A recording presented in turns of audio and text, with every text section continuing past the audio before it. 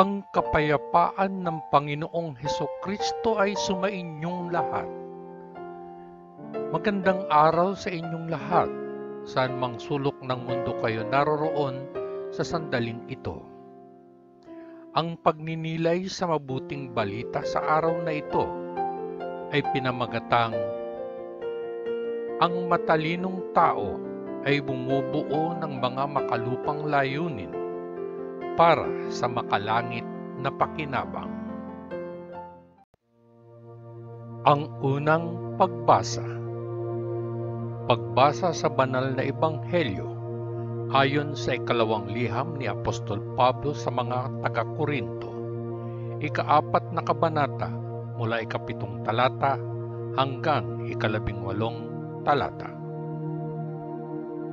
Ngunit tayo na may ganitong espiritual na kayamanan ay tulad ng karaniwang mga palayok na luwad upang ipakita na ang pinakamataas na kapangyarihan ay sa Diyos, hindi sa atin.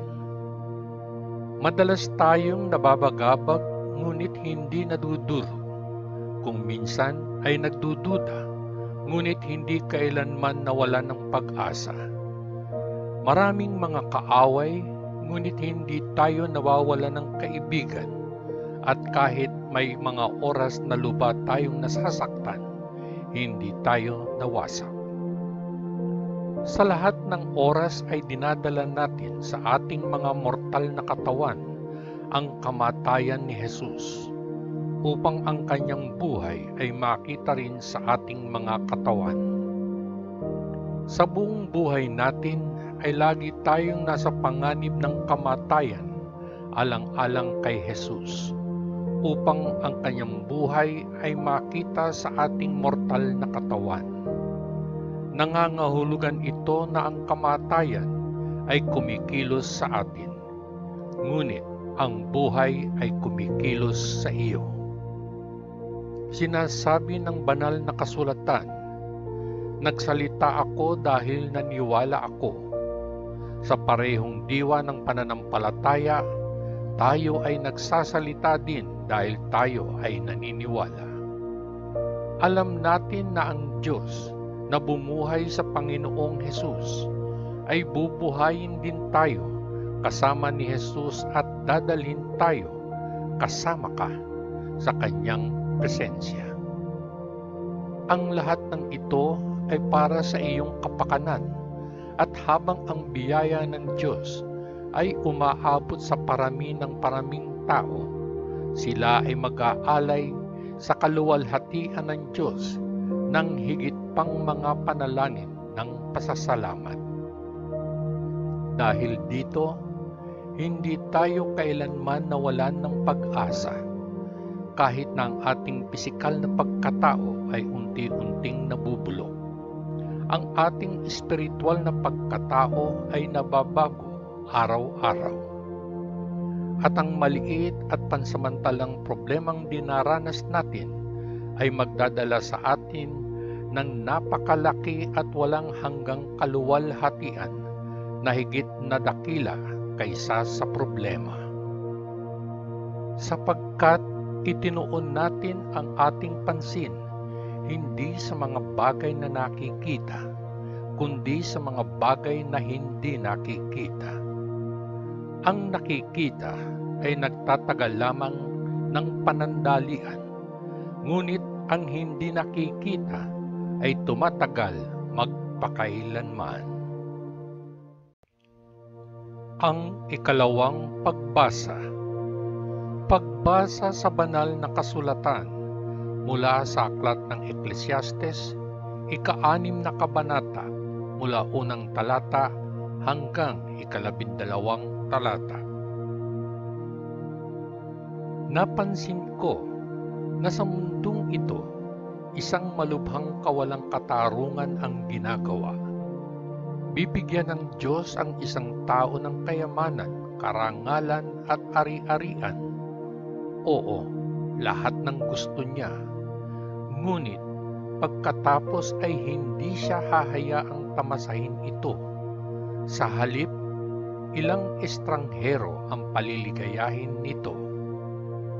Ito ay walang silbi at ito ay hindi tama. Ang isang tao ay maaaring magkaroon ng 100 mga anak at mabubuhay ng mahabang panahon.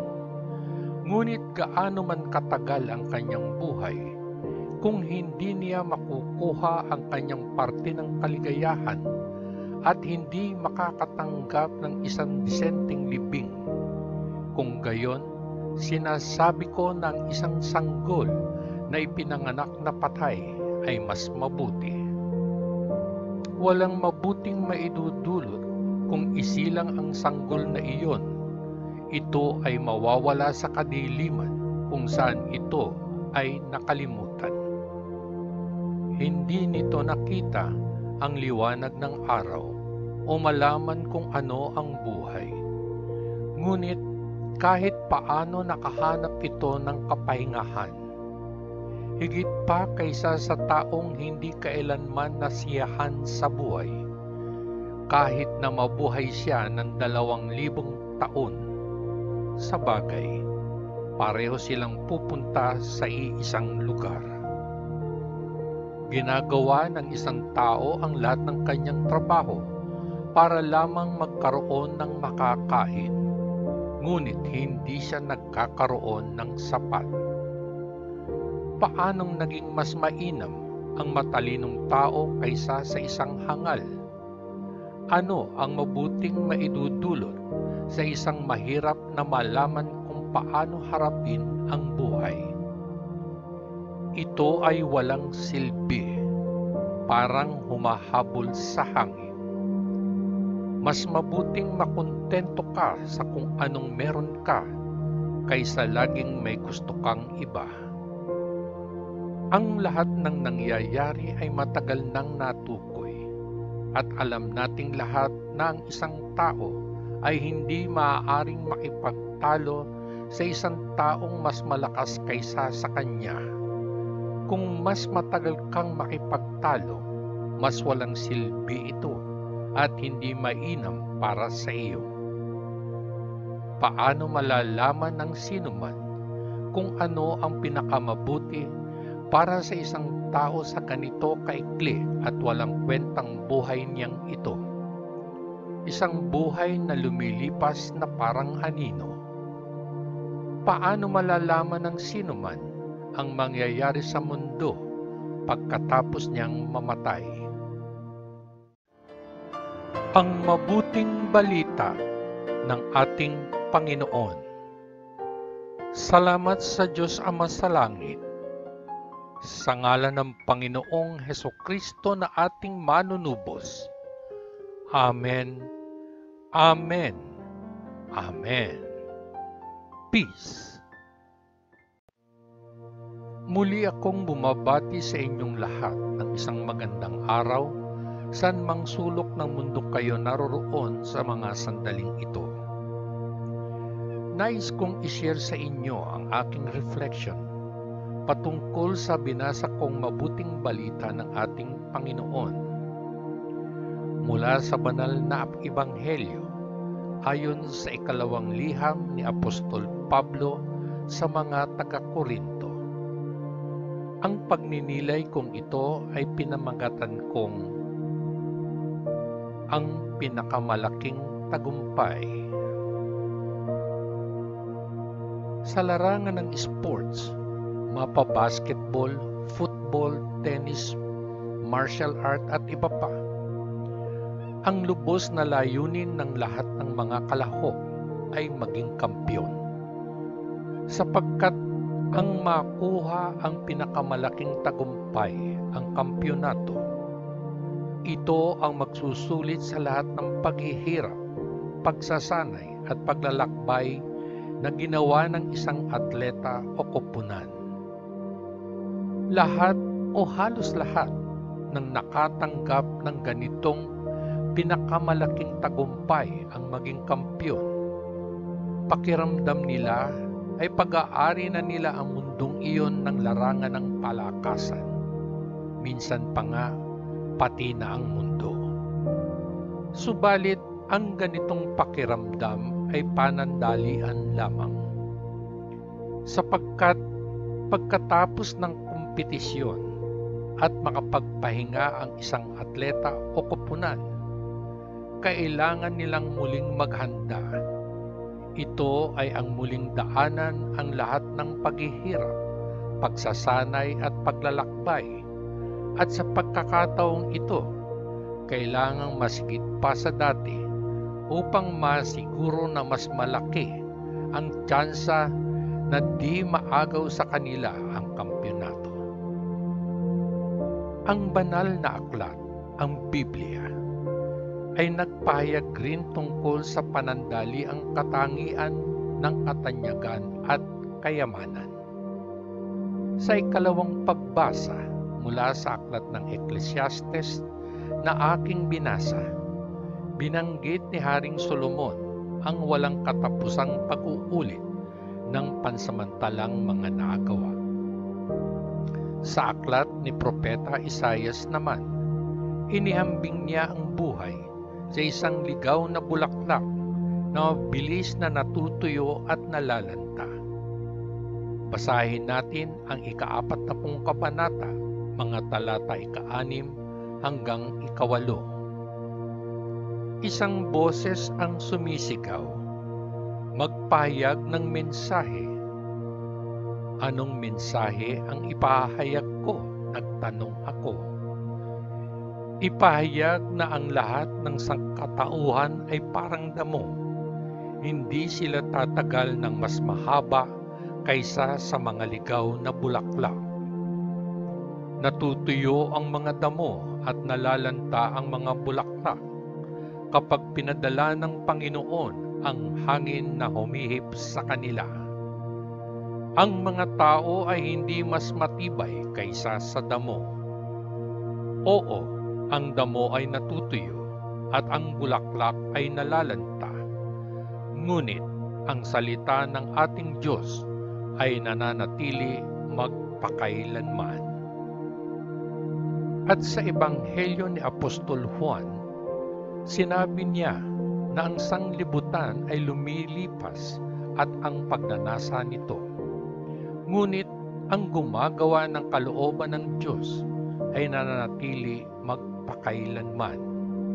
Basahin ang unang Juan, ikalawang kabanata, talata 17. Ang mundo at lahat ng bagay dito na nais ng mga tao ay lumilipas. Ngunit ang gumagawa ng kalooban ng Diyos ay nabubuhay magpakailanman. At ito rin ang saloobin ni Apostol Pablo sa teksto ngayon. Alam niya ang sakit ng personal na sakripisyo para maabot ang malaking tagumpay. Ang pagkakaiba sa pagitan niya at ng isang atleta gayunpaman ay ang kanyang layunin. Ang atleta ay nagsusumikap para sa mas higit sa 2 minutong kaluwalhatian, samantalang siya ay ang marating ang isang walang hanggang bigat ng kaluwalhatian. Basahin natin ang ikalawang Korinto, ika-4 na kabanata, talata 17. Ang maliit at pansamantalang problemang dinaranas natin ay magdadala sa atin ng napakalaki at walang hanggang kaluwalhatian na higit na dakila kaysa sa problema. Dito sa lupa, ang pagtatagumpay ng malaki ay mayroong makalupang gantimpala. Ngunit may mas higit pa sa makalupang gantimpala, ang walang hanggang pagsang-ayon ng ating makalangit na Ama. At ito ang mas dapat nating pag-alayan ng ating pagsasaliksik ng lahat ng paghihirap, ng pagsasanay at ng paglalakbay upang makamit natin. Sa liham ni Apostol Pablo sa mga taga-Filipos, 3 kabanata, mga talata 7 hanggang 14, sinulat niya sa kanila, Ngunit ang lahat ng mga bagay na maaari kong ituring na tubo ay itinuring ko na ngayon bilang kawalan para kay Kristo. Hindi lamang ang mga bagay na iyon, itinuring ko ang lahat bilang ganap na pagkawala, alang-alang sa kung ano ang higit na mahalaga, ang kaalaman kay Kristo Jesus na aking Panginoon. Para sa Kanya, itinapon ko ang lahat ng ito. Itinuturing kong basura ang lahat ng ito upang makamit ko si Kristo at lubusang makiisa sa Kanya. Wala na akong sariling katuwiran, ang uri na natatamo sa pamamagitan ng pagsunod sa kautusan. Ako ngayon ay may katuwiran na ibinibigay sa pamamagitan ng pananampalataya kay Kristo. Ang katuwirang nagmumula sa Diyos at nakabatay sa pananampalataya. Ang gusto ko lang ay makilala si Kristo at maranasan ang kapangyarihan ng Kanyang muling pagkabuhay, ang makibahagi sa Kanyang mga pagdurusa at maging katulad niya sa Kanyang kamatayan, sa pag-asa na ako mismo ay babangon mula sa kamatayan tungo sa buhay. Hindi ko inaangkin na ako ay nagtagumpay na o naging perpekto. Patuloy akong nagsusumikap na manalo ng premyo kung saan napanalunan na ako ni Kristo Jesus sa Kanyang sarili.